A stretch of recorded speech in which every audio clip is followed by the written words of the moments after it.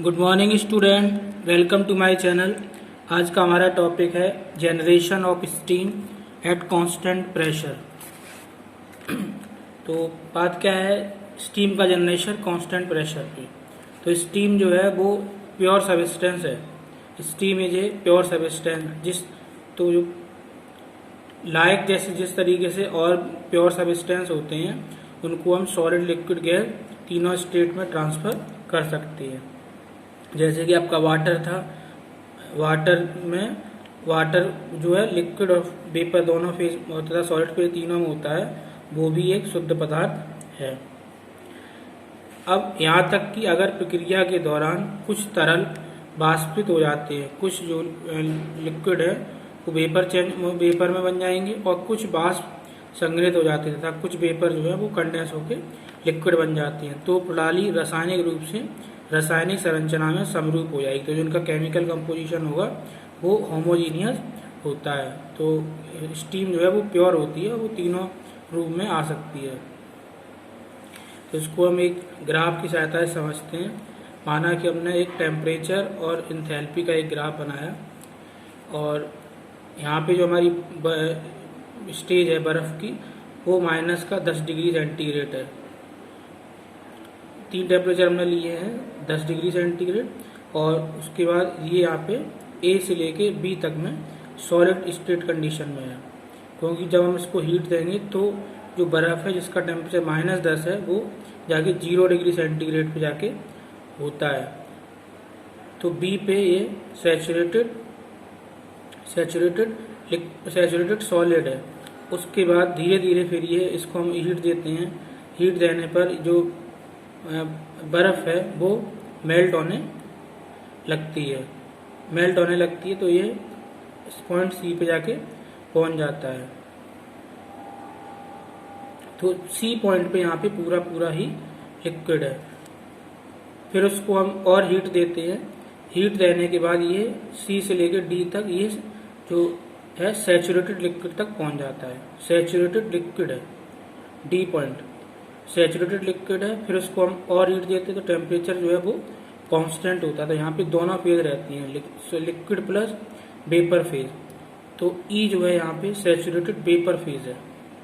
Saturated का मतलब क्या हुआ, अगर हम कोई भी सब्सटेंस को हीट देते हैं तो उसके टेम्परेचर में इंक्रीज नहीं होता, तो उसको हम सैचुरेशन बोलते हैं।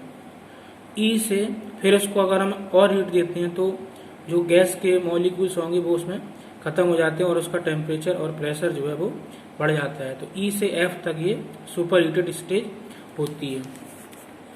ए से बी तक सॉलिड स्टेट, बी से एस तक सॉलिड और लिक्विड दोनों स्टेट, सी से डी तक पूरा लिक्विड स्टेट, डी से ई तक लिक्विड प्लस वेपर स्टेज और ई से एफ तक सुपर हीटेड स्टेज होती है।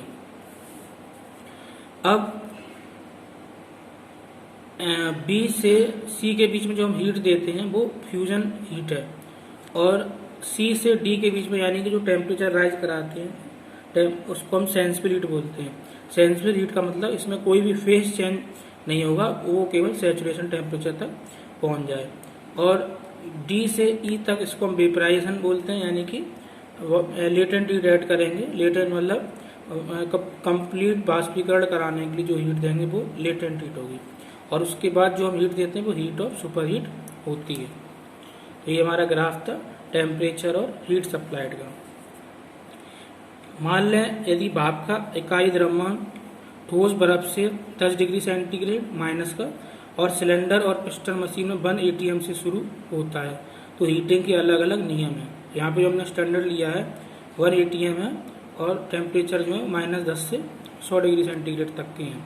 तो रिजाइम ए और बी बर्फ को दी गई गर्मी अपने तापमान पर -10 से 0 डिग्री सेंटीग्रेड तक बढ़ाती है। अब यहाँ पे जो बर्फ होगी वो -10 से 0 डिग्री सेंटीग्रेड तक बढ़ेगी। तापमान की वृद्धि के साथ बर्फ की मात्रा बढ़ जाती है और पॉइंट बी ये सैचुरेटेड सॉलिड स्टेट है। बिंदु बी पर बर्फ पिघलनी स्टार्ट हो जाएगी।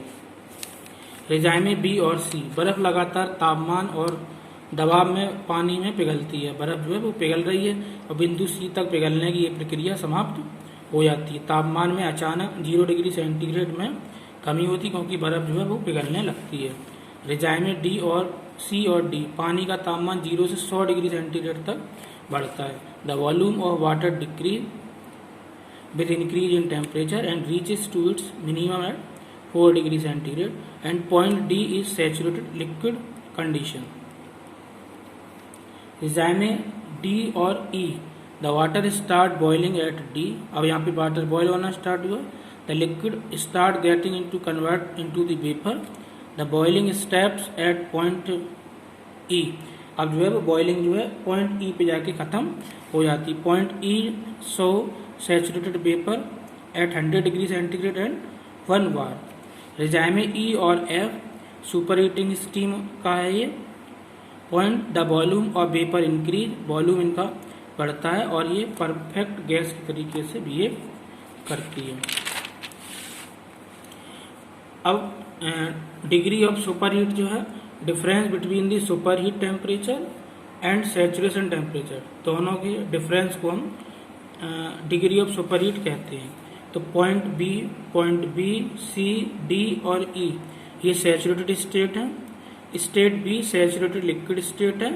सी और डी सैचुरेटेड लिक्विड स्टेट है। डी जो है यहाँ पे वेपराइजेशन कर्व है और ई सैचुरेटेड वेपर स्टेज है। इसको हम एक डायग्राम से समझते हैं। माना कि हमारी कोई बर्फ वाटर है, वाटर, और इसको हमने कोई एक सिलेंडर में ले रखा है और ये इस पे पिस्टन लगा हुआ है, पिस्टन है ये, और ये इस पे हमने इस पे वेट लगा रखा है। तो उसके बाद अगले फेज में हमने क्या किया, इसको हमने हीट दी। तो हीट करने पे वाटर का टेम्परेचर TS हो जाता है, यानी कि सैचुरेटेड हो जाता है।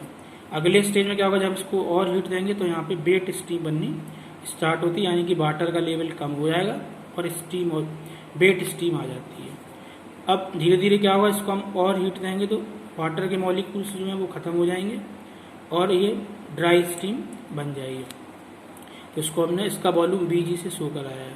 इसके बाद अगर आप इसको और हीट देंगे तो प्रेशर इसका और बढ़ेगा और ये वाटर के मॉलिक्यूल्स बिल्कुल खत्म हो जाएंगे और ये और भी ज़्यादा सुपर हीट टेम्परेचर हो जाएगा। इसका टेम्परेचर बहुत ज़्यादा होगा और प्रेशर भी होगा, तो ये सुपर हीटेड स्टीम हो जाएगी। तो ये जनरेशन ऑफ स्टीम एक डायग्राम फॉर्म में है।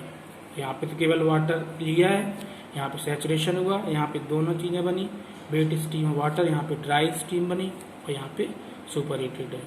तो ये था हमारा आज का topic, generation of steam at constant pressure. आगे आपको नोटिफिकेशन मिलता है, इसके लिए हमारे चैनल को सब्सक्राइब करें। धन्यवाद।